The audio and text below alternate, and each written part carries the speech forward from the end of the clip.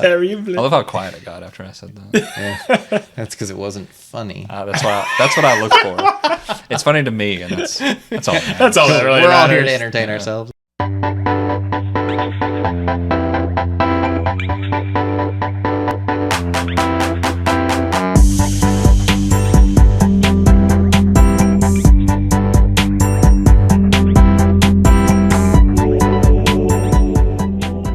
Hey guys, welcome back to another episode of Did I Save, a gaming podcast where we talk about how games change and how they change us.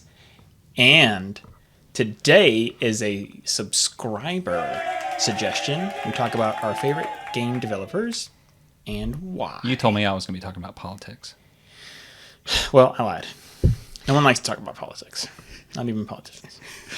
Okay. I do, but not on a recording. So I'm not going to do that. Perfect.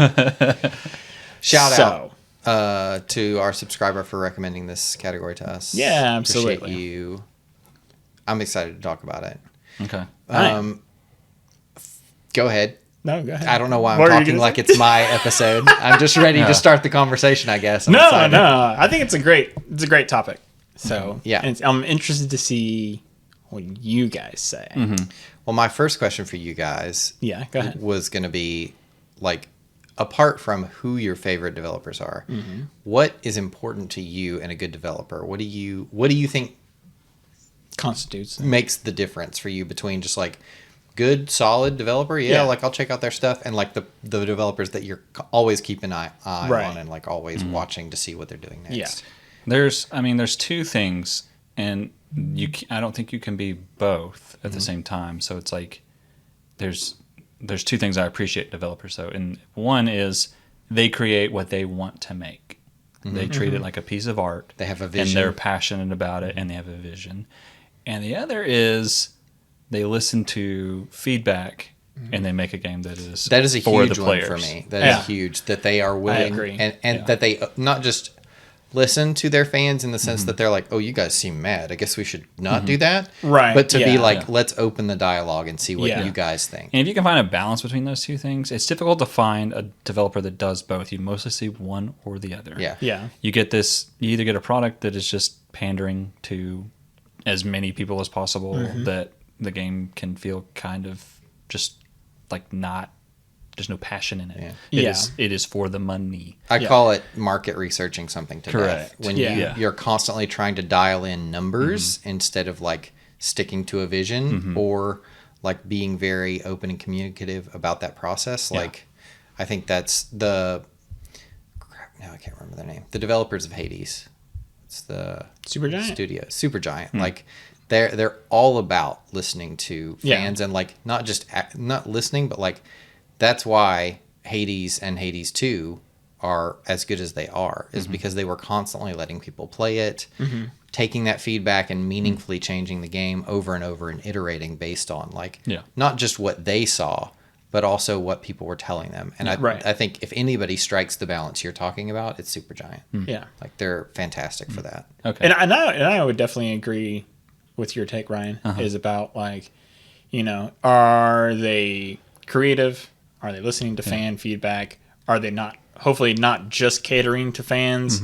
Because sometimes fans ask what they think they want and what they actually need are two different things. I fully believe and that. there needs to be that fine line. You don't need to give people just what they want. You need to give people, like sometimes you need to look beyond what people are saying and try and discern where that statement is coming from. Yeah. Right. Because sometimes people say things and they didn't mean what they said. Exactly. I love the one that you see every now and then is, why can't all these developers just come together and just make the best video game ever? Why don't we just have one console? Why don't we just have one game? Yeah, why is just make one perfect game, guys. Come on, do it. Yeah. Why can't you just make Call of FIFA?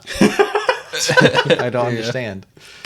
But and then the other side of that is the game that's so tunnel visioned in their project that they just make a mess. They make something that is very only has like 10 players that really love it. Right. And, and those are fine. Yeah. You definitely want those players to experience games they love, of course. Yeah. But they're definitely not. They're going to fail. Right. But yeah. Yeah. I think it's hard with, like, to that point, I think it's hard with companies like Zaum, the guys that made Disco Elysium. Like, as far as I know, that's the only game they ever made. And now they're gone forever. So saying they're, like, one of my favorite developers is almost disingenuous in the sense that they only made one game. Yeah. So what I'm really saying is, man, Disco Elysium's a good game. Well, yeah. Not really talking about Like, the developer. Those people as a team under that name made that one game. Exactly. I'm sure those people are and off if they doing other reformed projects. as something else, or if they went somewhere else, I would absolutely perk up and pay close attention to that. Yeah, absolutely. Keep an eye on them. But when I'm thinking about developers for this episode specifically, I'm trying to think of either very, very indie, like single, like auteur level of just like one person made this game and it was their vision. Like, it's not Chucklefish, they're the publisher, but who made Stardew Valley? The name of that dev, and he's like done it. He's hired people to like help him with stuff, but he does it all himself, and he does it like by hand. Like he's still making updates. What, like 6 years later or something? Yeah. Like, and he makes that game exactly the way he wants to make it. And like I have a ton of respect for people who Concerned are, Ape. Concerned Ape. Thank you. Nice. And there are a lot of just dudes out there like Toby Fox, the guy that made Undertale. Right. Huge respect for him. Definitely one of my favorite developers. Incredible. Like he made the music himself, and the music is legendary to me. Yeah. Made the game himself, and he's like, people have picked apart the code in that game and found that he just had almost no idea what he was doing when he was coding that game, because it's just like all the dialogue in that game is like in one single bracket separated by commas. Like it's just, he just put it together however he could figure out how to do it. And like, I have such immense respect for somebody who like buckles down, is like, no, this is what I want to do. Yeah. I don't know how to do it, but I'm going to get it done. I'm going to learn as I go. Yeah, literally. Yeah. And like that That's level incredible. of dedication is like so respected Right. in my eyes. For sure. Just like huge shout out to people like that just are relentless about accomplishing their goal. Yeah. A developer that didn't really, I don't think of as a developer because they've got, you know, so many levels going on, but Nintendo is totally a developer. Yeah, like they absolutely. have. I guess their you're own right. internal studio. Yeah. Right, but like they're a publisher. That's how I think of them. They're like they're a corporation at this point. Like they are huge and such a massive scale, but their games are so like they are that studio that's like 99% of the time, let's say. They are so careful to like have a really curated art style that's very intentional and very thoughtful and creative. And they always try to put some kind of new spin on things. And like, you can argue the level of success they have with that. Yeah. But for their size, there are very few developers I can think of that I would ever put at that caliber of consistent quality games. I agree. Like thinking about like, I was thinking about like Square. Like Square makes some incredible games. Like we've talked about triangle strategy and stuff like that before. Yeah. But then for every incredible game they make, they put this game out and you're like, you threw a lot of money at this for it to turn out Like that. like a 6 out of 10. Right, Like, yeah. And I have to give Nintendo props for like avoiding that pitfall. Yeah. I think they've consistently performed. It's for hard to long have time. a bad time with a Nintendo game. Yeah, that's what I mean. Like consistently, you can throw $60 at a Nintendo game, and you will almost always walk away feeling like it was money well spent. Yeah. So, shout out to them. They make a lot of good just multiplayer like party games, pick up with your friends and stuff. Yeah. Yeah, You know, Mario Party is like I don't need board games. I got Mario Party. Well, I think people who know me know I strongly disagree with that. Yeah. Just from a moral standpoint, Uh-huh. I think you're a bad person for playing Mario Party. I don't disagree. Yeah. No, but I definitely agree because with like Nintendo, you're always going to pay full price. You're not going to really get discounts on Nope. these Even if games. this game is Never- 10 years old. Never That's go on right. sale. Yes. However, it's going to have a ton of creativity. It's going to have a lot of charm. Like you said, it's probably going to have a neat or cool aesthetic that either you haven't seen before, or they're going to throw some new mechanics into a game that you haven't really seen before. And they And it will be consistently do that. And that I think that's one of the hardest things for a lot of developers is just their consistency. Yeah. It's just like you said, it's like they'll have a really good game here, some mid games, and then towards then they start to pick it back up, and then they're like, oh, okay, now we're getting back on track. Yeah. Right. So, and it's just like, you can go through Nintendo through their whole library and be like, good. You know what I mean? Yeah. Like, yeah, I mean, Yeah, totally. they've got some misses or And- whatever, but it's like they're very consistent, at least. Yeah. And they will always be at 1080 and 30 frames per second locked. That's true. Like it's impressive what they can do at 1080 at 30 frames per the second. fact that their games are technically and aesthetically proficient is saying something. Because there are plenty of games where you have to, I've heard so many conversations about the PS5 being like, what mode should I run this game in? Because it's running quite badly, but I don't want it to look so ugly. Yeah. Right. Yeah. Whereas Nintendo's like, it's like a 5-year-old, like worse than a cell phone console. Do you guys just want to keep making games for that? Yeah. Do it. Sure. And they always turn out surprisingly good. Yeah. Like Luigi's Mansion, I'm like, dang, this game looks so looks good. Yeah. Metroid Dread, I'm like, geez, this looks freaking good. How are you still squeezing so much How are you performance still out of this doing that? thing? Yeah. Especially like, not that I have an OLED Switch, but man, every time I see one, my nephews have one, and I'm like, geez, these games look great on this. Like, just the crushed blacks. I'm like, man, that looks so good. And that's the thing is like, I feel like, well, we'll talk about that in a little bit. Go ahead. Oh, okay, so I think we wrapped Skip up over. the Nintendo favorite top dog. developer. Yeah. Nintendo's the number one developer. Was that someone's favorite? Was that your favorite? It's not my Okay. it's not my favorite, We but I just think they're tangent. worth No, that's. celebrating I mean, against he was on Okay. my list because I just think it's. I mean, they're and consistent. That's my thing for sure for that. one. I will say, as a console developer, I think that they also. I know that if they announce a new console, because we were just talking about how they It's try going and to be squeeze so the life hard out to of get a new. it's going to be hard to get, but it's going to be worth getting. It's going to be something, Right. Like, yeah, the Wii U was not great, but what I mean is it will always be something like meaningfully different than the last console that they released. Yeah. It's going to have something about it that they have a vision where they're like, we want our console to fulfill this specific thing. Yeah. It's never just, it looks better, it runs better. I kind of hope that that's all they do with the next console, though. I do too. I would don't do Nintendo. As long as it's backwards compatible, Like, I'll be all right. Well, with they finally hit the nail on the head. Like they've been experimenting with consoles and weird stuff, and they finally hit the nail on the head with the Switch. So it's the just Wii like, was like okay, novel. now just improve upon the Switch. And then the Right. Wii U was Yes. like, what? What Yeah. is?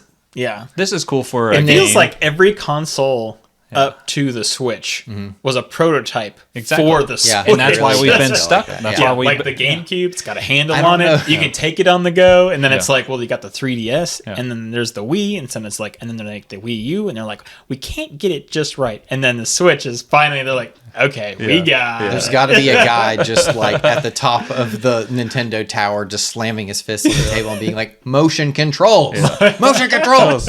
What can you not get right?" Right. And then they nailed it Yeah. finally. Now it does So- everything. And now I never use those motion controls. So No, exactly. thanks. the next Switch will just be a VR set on the go. Yeah. That you just put on your head on the train. While you're driving, Let me play Mario in VR. It's fine. I mean, throw I'm Cappy in, Yeah. in VR. slapping people in the face. Yeah. Just playing the Zelda game in a VR world. Yeah. There you go. I would do it. Sounds cool. That's very cool. Take my paycheck. Ryan, give me one of your favorite developers. I have Ryan, keep the conversation going about your favorite developers. I'll tell you what. I was trying to be, this super hip, cool. My favorite developer is one you've never Always heard trying of. to play it cool. But I just gotta be true to myself. God, And- what are you about to say? I know. He always don't know sets what it he's up gonna like say. he's going to Yeah. say something profound, and he's like, yeah, scumbag developer. I don't know. Yeah, Something you know like that he never plays it straight. No. So, what is you? What? Larian Studios. Oh, okay. Get off my back. Dang, you played it straight. Yeah. Larian Studios. You never man. know with Ryan. So- okay. I feel like I was the kid that was doing the cool thing before it was cool and playing Larian Studio games. Yeah, it's a good feeling, right? Yeah. Yeah. I was playing That's why I'm so pretentious. Divinity Original Sin 1, played it, loved it.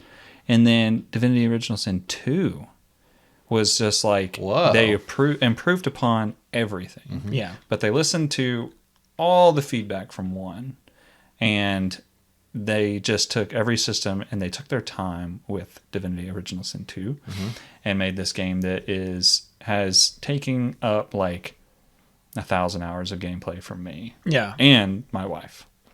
My wife. My wife. Sorry. It's a muscle memory. Yeah. It's so funny how not funny that is. Yeah, I agree. 100%. Yeah. Comedy poison for sure. You're welcome.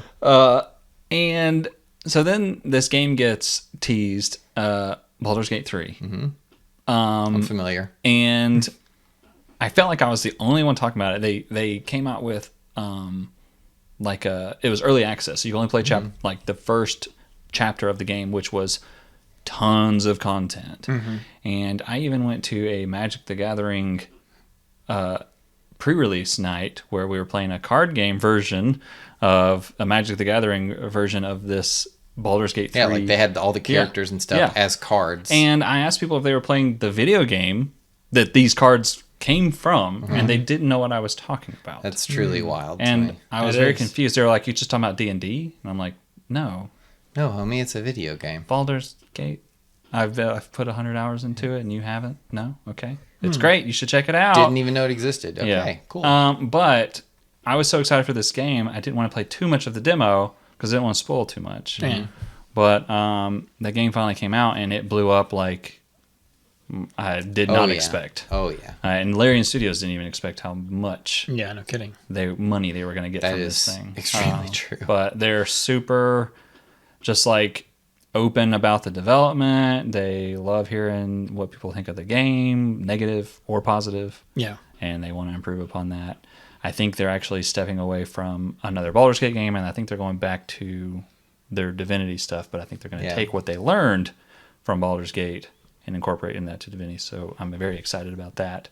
But whatever direction they go, I'm going to be following them. Yeah, I'll be there. I'm excited to see what they do outside of a licensed product. Like they'll have, I think I'll have a lot more creative freedom. I think they meet that fine line of like they have a passion but they're also super receptive. So they're just like humble about the process. And that's just exciting to see in a developer because everything they put out is just going to be worth your money. Right. Yeah, I definitely agree. I played Divinity 2 because you put me onto it. But then when I saw Baldur's Gate, literally, like when they had the early access stuff, I was like, I'm not going to play this because I know I'm going to buy this. Yeah. Like, I don't need to play this to know that I'm going to put 60 down on it as soon as it comes out. Right. So it was like, their reputations spoke for itself to the point where I was like, I don't even need to play your early release. I'm just going to wait, and I'm just going to put money down sight unseen, which is how I do with a lot of developers that I trust, I guess. Right. But yeah, absolutely. It takes a lot to get to the point. There are not a lot of developers where I'm like, if you put a game out, I'll buy it. It says your name in the little bottom right corner. Just spend money on it. I'm going to get it. Yeah. That's right. But one of the developers that is that way for me is definitely Atlas, and I'm sure I knew you were going to say Atlas. I wanted to be like the whatever you said, but then hold on 1 second. No. Keep going. I'll be right. Keep going. I don't think we can keep. Well, not keep going. Hello and welcome. Keep everything going. Hello and welcome. Do you want to turn the fan on? No, because I'll be like. Oh yeah, fair enough. Okay. So I just turned it down. Okay. Yeah, I know that Atlas is not a particularly surprising choice for me, but it's I'm also not surprised at all. Surprise me next time. It's like Larian in the sense that I just feel like they are such an extremely high level of performance every time. Yeah. There are bad Atlas games. There's no doubt about that. But even the bad Atlas games have so much personality to them, and they have such a unique vision for what that was supposed to be, that I feel like I almost can't fault them for coming out with a bad game every few years or whatever. Yeah. Because they're consistently super creative, which is really important to me. And they always, like, even if the game, you can feel the DNA of other games that have come before them, which is definitely true of Atlas because they have such a distinctive art style, but then they will shift that, like the difference between Persona and Metaphor is like, you can clearly see that those delineate from the same place. Yeah. But Metaphor still has so many unique, interesting ideas that to me, it almost feels like they just had too many ideas to keep doing the Persona games, and they were like, I have to do something else with all these new ideas and concepts and stuff that's rolling around in my brain. Yeah. And another thing that I really like about them is that they are like Nintendo in the sense that they try to always bring something fresh and new. Persona 3, 4, and 5 are all meaningfully different from each other, which is why you'll always get people arguing about which one's the best. They're not clearly improved upon each iteration. They are kind of their own unique thing, built on the same bones, so to speak. But also, they do totally different genres. Like, they've done grid-based tactics games. They've done the Persona games, which is like turn-based, but with a dating sim element to them. Yeah. They've done puzzle games. They've done everything all They over have a the place. diverse. Yeah. And it's array of hard to games. execute that many different games that well. Yeah. Yeah. So even though it's a very predictable choice, I have to say, Hey, I will praise Atlas because they published Demon's Souls. that's true. Yep. We hit that. Again? Yeah. They published it. So they published it, which means And we're not here to talk about publishers. no, but That's next episode. they brought it here. So I I'm mean, yeah, every time. hey. Yeah. I give them credit. So- They're the reason that seed got planted over on this side of the ocean. They're Exactly. not the reason. They are too. Mm-hmm. I love Alice. You can't take this away. Don't take it from me. I think it's just consistently Yeah. exciting to Yeah, see what they do to next. see what they And do. at Yeah, the end of the day, absolutely. that's the most important thing to me. Yeah. Yeah, I agree. You can't. They argue definitely with have me. a It's my opinion. reputation that they earned. Oh yeah, I definitely agree. Cool. I love it. All right. Mine is gonna be. It's gonna be super predictable. Don't say it. Hang on. It's one of two. Capcom? I didn't know we get to guess. What was the second one? If it's Capcom, From I'm Soft. going to be quite surprised because I'm going to immediately name a bunch of bad Capcom games. Whatever, they're all good. I'm Okay. just kidding. Capcom. Yeah. You guys are surprised. Yeah. Yeah. Okay, so let me get my list out. Okay. And I'll give you a I- reason why they're good. Yeah, I love and hate Capcom. I love and hate That's Capcom. the thing is like Yeah. the highs are extremely high with Capcom as Yeah. we've discussed at length. Indeed. But yes. the lows are pretty low. Yeah, yeah. Between that like 2008 to 2013 era of Capcom was rough for them. That's pretty rough. But they still had some good winners in there. So Okay, so to me, go on. they feel like, well, obviously, when I was young, all their games were just like top notch. You know what I mean? Resident Evil, Devil May Cry, Onimusha. You guys know I Kids love the tank Onimusha. controls. Oh, Kids love man. the cameras. Especially the new kids. Yeah. But to me, they were consistently creative. They were trying new things. That's true. That's very true. You know what I mean? And Yeah. so, they did Okami, they did God Hand, Yeah. they did Chaos Legion, which when I went back and played it, I was like, man, this game is not as good as I remember. But it was still a new idea that they were using, basically, personas. Yeah. Fail by being So- creative instead of succeeding by being boring. Yeah. I don't want to see a technically good game that is Yeah. just so uninteresting. Right. Make a Togi. Make it Togi. Gosh, man, that'd be awesome. I would love that. But anyways, one thing with Capcom is I feel like every time I play a Capcom game, it's going to feel good to play. I always like their designs. Their artistic creative department is always like pushing the boundaries. But I feel like they're always cool. Like I think the characters look cool. The way they move and how they move in the environment is always cool and interesting. And I really appreciate that. Like sometimes it's just like when you play a game and it's like the character's movements are so awkward or stiff. And it's like, man, I hate the way this character moves. It feels like so janky. I don't know. And every time I play a Capcom game, I'm like, at least I know I'm going to like the movement. I always feel like they're trying to reinvent the wheel when it comes to controls. It feels like their controls games are from an alternate universe where like that's just how they play games in this alternate universe. Yeah, and I just exactly, think yeah. that's just something I'm not Yeah. used to. What You if need we 20 went back? different- Yeah, go ahead. Yeah. let's go back to the Nintendo 64 days where the C buttons moved you. Well, what's the C stand for? Camera. Camera, Right? obviously. Yeah. Right. Yeah. But yeah, like flick the left thumbstick up twice and you'll dodge roll. And it's like, Yeah. You know it's B. You know it's B. Bro, you know I want a button.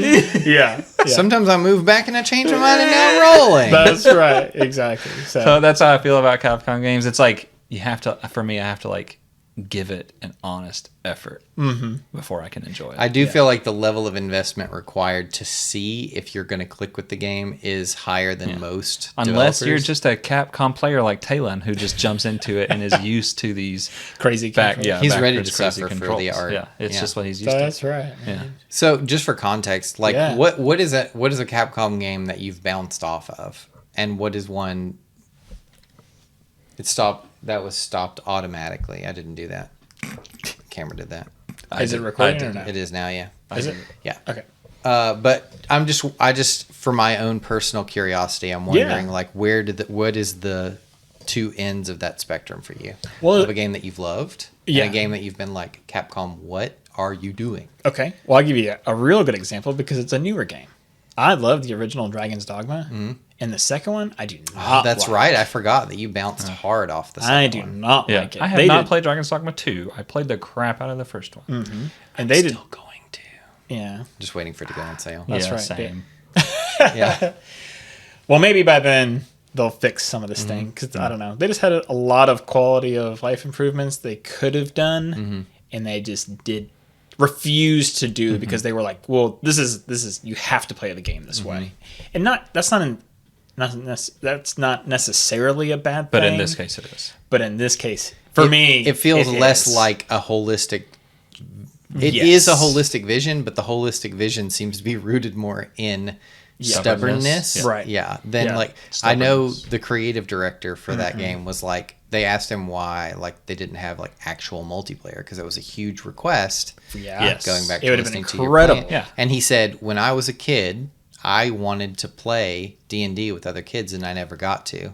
And I wanted to make a game where people had to understand what it felt like for me to have to play D&D by myself in my head. Because that's how it happened to me. Because that is literally the Aqua Teen skit of do it to him because that's how it happened to me. Yeah. It like no consideration for will this make the game a more solidified experience? Will it make it a more satisfying experience? It was like, my vision is to make people understand how bored I was.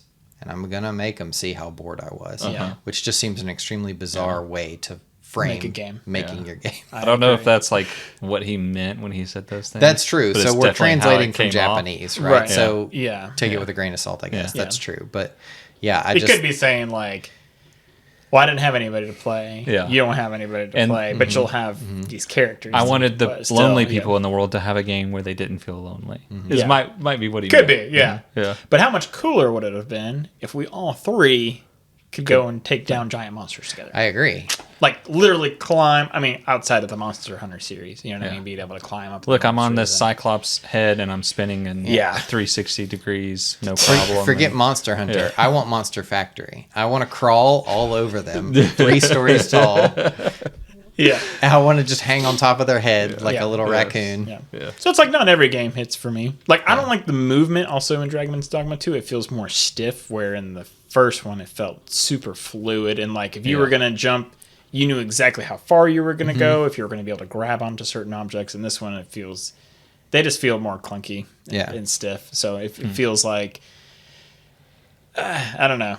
I feel like that kind of points to another important consideration for this kind of topic is like developers can often be like Capcom is a publisher, but they also have like their own internal development studios. Yeah. And because they have multiple creative directors that are doing this stuff, it becomes hard to say like, and this is true with Atlas or anything else. It's like when we talk about a developer, are we talking about the creative director? Are we talking about the person in charge of that particular project? Yeah. Are we talking about kind of an averaged out opinion of this developer? Like for me, Atlas is their creative directors are the ones who determine what those games look and play like. Yeah. But they're almost always they're at least in the same book if they're not on the same page. You know what I mean? Yeah. And Capcom has distinctive characteristics to their games but the first thing that pops in my head is like movement and camera are like the distinctive Capcom things, and like how many buttons should you have to press to do a single action? How many mechanics can you throw into a game? Yeah, yes, and so when I think about, I don't have like a necessarily an answer prepared for this because I'm just thinking about it in real time. But I think when you're thinking about your favorite developer, it's important to consider like how big is this developer? How many different people have their hands on this project? And like, is it a result of the creative director? Is that like, are we following like Miyamoto? Are we following like, who's the guy that made Kingdom Hearts? I can't think of his name. Oh, I don't remember. Dang it. Is it Tosh? I'm going to say no right off the bat. I don't think that's my point. My point is like he has gone on to do a lot of different games that are totally different. And I followed him because I was like, when I was younger, especially, I loved Kingdom Hearts. Yeah. But then it was one of those things where it was like, I don't know. Tetsuya Nomura. Nomura is the name I was looking for. Yeah, Tetsuya Nomura. Thank you. And some of his games are amazing. And some of his games I'm like, I'm not really even sure what you were going for here. Right, yeah. But is he a part of Square? You know what I mean? Like, how do you break those things apart? So for you, does it meaningfully matter when you're looking at Capcom projects? Are you like, wait, who's headlining this thing? Or are you like, okay, Capcom's making it. It's got my attention. Capcom. Okay, great. Just as a team. Like, I mean, for me, I mean, that's also true for me for Atlas. Like, I don't even think I could tell you the name of the creative director for Persona. I think Yakiyama-san, but... Oh, okay. I think he's the... Good pull. Uh-huh. Yeah, he's the creative director of... Well, he's the creative director of Street Fighter. Oh, the new one. Interesting. So that's why I went into a different direction. Do they have Personas? We already have a Persona fighting game. We don't need one. This guy. But yeah, so part of it, I think it is a weird amalgamation. Like, I don't think you can just say, well, it's this or it's this. Right, yeah. Developers become something other than... They are greater than the sum of their parts, so to speak. So I think it's interesting to think about, like, what does a developer mean when Atlas has been around for 25 years or 30 years or whatever, and have consistently made great games that are all over the place that you probably couldn't even call them out if you saw them because they've been around so long. Right, exactly. But in saying that, you make a good point, though, because it'll be Ryan's next one. My favorite creative director is Fred Moore. We're not talking about creative directors. I had to say an English name. Why? Super white name, the whitest name I could think of. I had to bring some love back home. Okay. No, it's I'm gonna say FromSoft. Exactly. Yeah, for sure. And the director is I used to know. I can't remember his name. Miyazaki. Exactly. The same guy who does the Studio Ghibli. FromSoft. I would be like, what is his next game? Will you hit that? Which that's happened with, oh my gosh, I can't believe I'm blanking on his name. Or like Shinji Mikami. Thank you. Yeah, Shinji Mikami. Is that really who you're thinking? Shinji Mikami. Sure it's not Fred? They're all from Japan, I'm now realizing. But the guy that made Metal Gear, he's like so Hideo Kojima? famous. Yeah, how did I ever forget his name? Like, his name pops up with pure black background and white text. Yeah, literally. On every game he makes. And he's such... Talk about an auteur that exists within a developer. Like, indeed. He is not...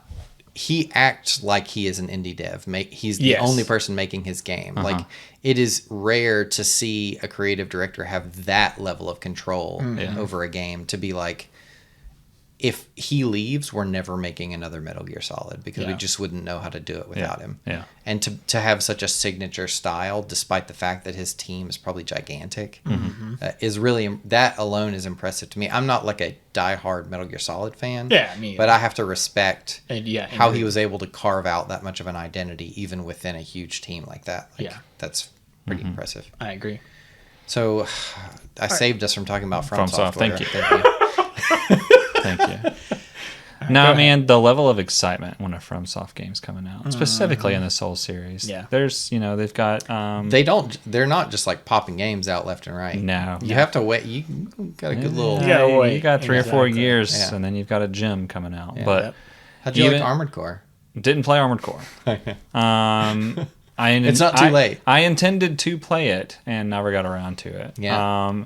Then I heard the reviews were pretty much like, if you're not building this one specific mech, then you're doing it wrong. And yeah, I was a little colored by that particular. But I just think I just need to do it and build whatever mech I want and not worry about being. I think that's exactly what you should do. You're gonna build a great looking mech. Yeah. And you know what I like about FromSoft? They got so much style. They got style With three S's. I actually agree and disagree. Okay. Yeah. Elden Ring, man, especially the DLC. I keep picking up ugly armor set after ugly armor set. Listen, I'm not going to disagree with you there. And technically the same thing is true of Armored Core. They have like parts where I'm like, why would I ever want to look like this? Why would I want anything to look like this? Yeah. And they're like, but that's how it functions. And I'm like, then I'm not going to use it. The interesting pieces, the pieces of equipment that give you interesting stats or like meaningful changes to your character are insane looking. Like you look at the top builds, like PvP builds, and it's like Mask of the Father with like this big old round thing of armor, the Onion Knight looking. Yeah, exactly. It's just like you look crazy, and we hate, and it feels like it feels like they're trying to punish you for having good stats. Like you gotta give somewhere. Yeah, can't you just gotta look be great. ugly. Yeah. That's part of your strategy. Yeah, like the Artorias armor is like one of my favorite looking armors. Right. From Dark Souls. And that's 1. what I'm saying. White Glint And it's from just Armored fine. Core. Yeah. Doesn't same do thing. anything special. Yeah. He looks incredible. One of the most iconic mechs you could possibly find. But there are mechs in that game that you can't help but laugh when you look at them. It's like they're afraid everyone will just wear the same set because it's a good set and it looks great. And it's like, just make more great looking sets. Well, I think that creative director in particular, like I've read interviews and stuff with him, and he seems particularly influenced by, like he wants to bring a level of historical accuracy to the weapons and the armor and stuff. Sekiro is where you'll see that the most. Yeah, that's true. I actually watched a whole YouTube clip on Sekiro and its historical accuracy, which was pretty interesting. Even the way he fights, like he fights a knight, you fight a knight, and the way he fights that knight is he gets up on the shoulders and he stabs the katana like into the spots where he's missing the armor. And there's like a guy who studies historical like weaponry and stuff like that, and he's like, that's exactly how they would fight the English and things like that. So that's super cool. Yeah, that's cool. Interesting. I love that. It's always fun for me to dig into a game, which I think is why I like games like that, where like even if I'm not good at the game, I can still enjoy like the subtext. It's not necessarily subtext, but you know what I'm saying. Like you can still pick apart that game and the fiction and there's such a deep amount of respect for the subject matter from the creator that I really like seeing those parts of them put into the game. Yeah. Well, the reason I love FromSoft games so much is because they do offer a challenge. They're not a game that's like you come home and you sit down and you farm your strawberries. Time to relax. And you may put a window in your house and you go talk to the villagers and build up a relationship. Now this is for gamers. Yeah. I had a friend text me the other day who's like, my therapist told me that I should play more video games, so I bought the Elden Ring DLC and spent the entire night screaming and pulling on my hair. But I do feel better today. It's somehow cathartic. I was like, I don't think you picked the right. I don't think that's what your therapist meant, right? Yeah. I think they're trying to get more money out of you if they did. One thing that I'm looking forward to now that the DLC is out and Elden Ring is done. Yeah. Now I'm what's next? What's next? Yeah. I'm ready. It's Elden Ring 2. What's next is you give the guy a break, Talon. Play the DLC. Let the poor man rest. Oh, I think they said something about how they're going to change up multiplayer on the next Elden Ring. I hope so. The mod that we found that lets you just always be together is game changing. If you're listening to this podcast, life changing, and you've played Elden Ring, you haven't, and you haven't checked out Seamless Co-op mod oh man, on the so Nexus, go check it out. The creator, I think it's just one dude, is working on that mod. He's updated, like there's like 3 days in a row where there was like update. Yeah. And you have to download the latest version for it to work, but pretty simple installation. Yeah. Incredible. Like 3 seconds. Incredible. And I don't want to play it any other way now. It changes it completely. I'm excited for it when Talon buys it. I think later today he said he's going to buy it. Yeah. And he was on his phone buying it a minute ago. Yeah, I think so. Downloading I think it's in his cart. Yeah. It's in his cart. Here, let me push the buy button for you, Talon. And it's going to change it up. Changes it up. You can treat it like playing with So your that friends. developer, the guy that made that mod, shout out That's to him. my favorite developer. He's great. He nailed it. He or she is great. I'm not actually Hardworking guy. certain. Hardworking person. Mhm, Right, hardworking person. But yeah, when a FromSoft game comes out, I know it's going to be the sense of adventure. It's going to be top notch. Yeah. I'm going to be an explorer. I'm going to be fighting evil, and I'm going to love it. Yeah. Not really. You I don't usually do the evil I path. don't. I don't always agree with everything they do, but that's fine. I don't have to. I still enjoy it. The multiplayer is his the games he's come out with. The multiplayer is his vision. He has a vision for it, and people don't understand it. For better or worse, that's very true. And some people do understand it. Like, I get where he's going with it. He wants it like a single player game with, like, you have the option to have your friends play with you, and you have the option to sabotage people that are trying to play a single player game. Yeah. But that's not what really most people want. I feel like they want to just be able to play with their friends. Yeah. So that, for me, I see past it. I can still play with my friends somewhat. Yeah. It's just a little tedious sometimes. Yeah, But trying to the get seamless co-op mod fixes all that. It's amazing. Sounds awesome. So I hope that they go a different direction with the multiplayer. But if they don't, I'm still buying that game and I'm still playing it. Yep. Sorry, I had to look up a developer that I wanted to give a shout out to. They also made Enchanted Arms, which was pretty great on the 360. Oh, I did not realize that, That they was made the developer. Enchanted Arms. That was the developer. That was behind one of the Enchanted games I Arms. almost put on my Comeback game. list. What's the episode we did on Hidden Gems. Hidden Gems? Thank you. Couldn't think of the phrase we used. Yeah, I almost Yeah, it's like put a that Final game on Fantasy there. style Yeah. game in the time where the JRPGs Yeah, but there's were like a big. grid element to it, right? Like you place your summons and your characters on a grid before the fight. Like you have like a team set up kind of thing, I think. And they can move. I think it was very unique, whatever it was. And I remember... It had great style. Yeah. It was a cool game. Yeah, I remember it being super great cutscenes too. Have they made cutscenes. anything other than that and the Armored Core and Souls games? They had to have made something. Nothing rings a bell. Yeah. I mean, they made the old school stuff, but I mean, Yeah. I don't think that really. The most they've branched off with is like Bloodborne, and then Sekiro, and then Armored Core. I definitely feel like those have to fall in the Souls category, Yes. though. Yeah, And for I will say, though, I respect when the new Armored Core game came out, everybody was kind of expecting it to have a lot more of an overlap with the Souls-like games. Yeah. But they committed to like its own distinct style, and I really like that they didn't move to merge all their games into one style. Like That's it's good. still very much its own thing. That's Yeah. cool. So you've played it. No, I have not played Fires of Rubicon. Oh, okay. Just curious. Which is the new Armored Core game. Yeah. It is. So what's your next developer? Jared. Just a single person, Ben Esposito. Okay. They made a mobile game called Donut County, which is just like absolutely exploding with personality and charm. A And donuts. very interesting art style. The game that I showed you about the hiking game where you like travel together, it's like multiplayer. That's Ben Esposito, I believe. Yeah. And Donut County is just like you're this girl and your friend is a raccoon, and while you're at work, your friend is supposed to be delivering donuts to people with a drone, but they order some product that lets them create like a black hole in the ground, and they're just goofing around with it, and you move this hole on the ground like an old Acme cartoon style. It's just like a big black circle, and everything that falls into it makes the hole a little bigger, and every level is like a different area of the town, and you're trying to swallow everything up in this hole. To what purpose?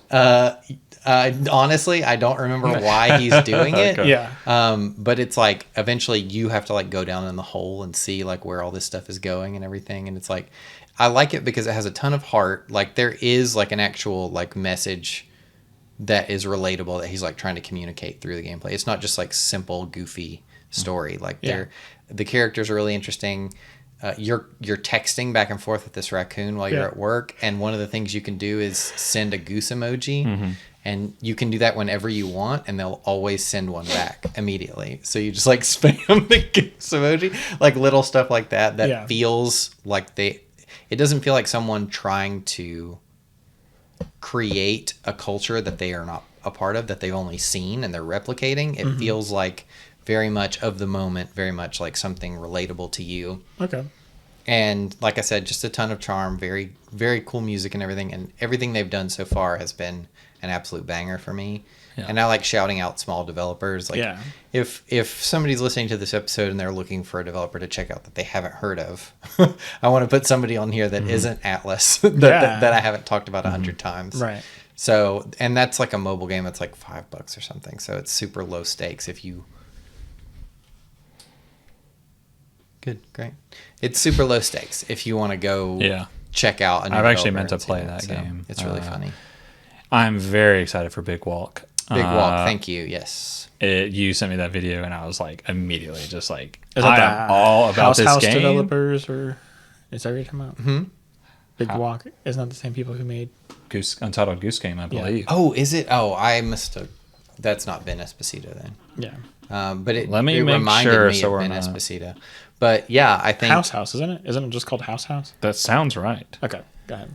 I was gonna say that Donut County does. It feels similar in like the style and the charm. House and is actually the developer behind the Goose Untitled Goose Game. His style feels very similar to that. So if you liked Untitled Goose Game, give me right there. What's that? What do you mean? Thanks. Oh, pat on the back. Jesus Christ. I was like, is your back itching? I didn't know what I thought it was like pop your shoulder because you dislocated it. So that's a good reference point, actually. I thought it was him. It's not. It is House behind Big Walk. Okay. So if you like House, if you're looking forward to Big Walk, tide yourself over with Donut County. Okay. And he's definitely made some other games. I just don't know off the top of my head what they are. So I love little indie developers because so much of their personality shines through and stuff like that. Like it's much easier for them to fully. They might be technically limited, but in terms of style and writing and music and stuff like that, that's really important to me. I would rather play like a small, contained, holistic game. Yeah. Because I don't have a lot of time for big, long games nowadays anyway. Right. So those kind of singular experiences like that where I can walk away within a couple days and be like, what a fun little experience I had. Right, yeah. Is Angel Matrix the name of the... Not that I know of. Okay. I don't know who it says what that is. Donut County developers Ben Esposito and Angel Matrix. Interesting.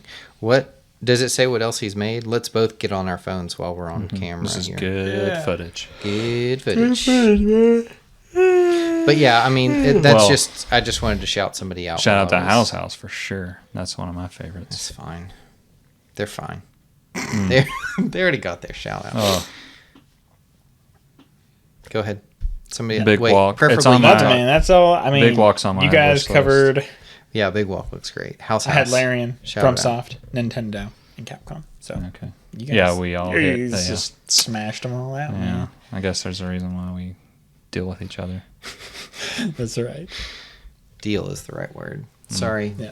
Sorry to the It'll always be after the podcast is over. I'll be like, oh man, I had this. I was trying to bring more content to you guys, so you'll have to excuse me for being on my phone. No, you're good. Your phone has a ton of content. Well, I wanted some specific content that I didn't find. But yeah, that's it. Obviously, shout out your favorite developers to us. Indeed. Let us know what is it about. Don't just shout developers' names. Tell us why. No, go in the street and shout their name. Okay. Yeah. And then record it and send it to us. That's actually, I'd like that. And we'll make a super cut of every person screaming developers in New York City. Yeah. I mean, it's always interesting to hear other people's recommendations or if they just have something about a particular developer that always hits for them. Yeah, for sure. I love to disagree with people. I love to one-up people. Oh, you think that's cool? Wait till you hear about this developer. That's exactly right. So, yeah, let us know. Email us. Yeah. Did I Save Podcast at Gmail? That's us on every platform. Did I Save Podcast? Yeah. We're on TikTok. We're on Bluesky. And if you're watching us, thank you. Leave a comment, subscribe. Subscribe. And leave a comment for maybe the next topic that we talk about. Yeah, absolutely. Leave us a recommendation. And then if you're listening to us on any of the podcast platforms or on all of them, please leave us a review. That helps us out. Gets us some visibility. It has to be 5 stars. We have to be perfect. Yeah. The last idea I had for an episode, I scraped out of the bottom of my bucket with a little teaspoon. Yeah. So I need something. Yeah, please. Any recommendations with a little teaspoon? Is this anything? Is this anything? Yeah. It says And developers. keep Jared in your thoughts as he goes through a process. Always keep Jared's me in having your a ton thoughts. of fun editing videos. Yeah, right now. you guys are going to get such a cool... If you haven't seen it by the time we're talking about this, by the time you hear this, you're never going to see it. You're never going to know. You've been waiting to hear about this video game Yeah, that Jared's been trying to tell you about. the suspense. And Yeah. it's the First Descendant has been sitting in your cart, which is a free game. I'm going to bleep out the first Descendant. So it's just going to please. be like, Keep it a mystery. so they'll never know. Make It's people think they want to hear it. Trick people into thinking it's and they're going to interesting. be like, it's that? Just no, instead of bleep it, it's just like Warframe. If we're gonna do some inside baseball, so much Warframe footage. I'm like, I don't think I can use this much Warframe on an episode about First Descendant. I don't think I'm allowed. I'm crying. Okay. All right. Thanks, guys, for watching. Thanks for listening. We'll see you next time. Yeah, thoughts and prayers. Don't forget to say. Oh yeah, don't forget to to say. save. Don't forget to say.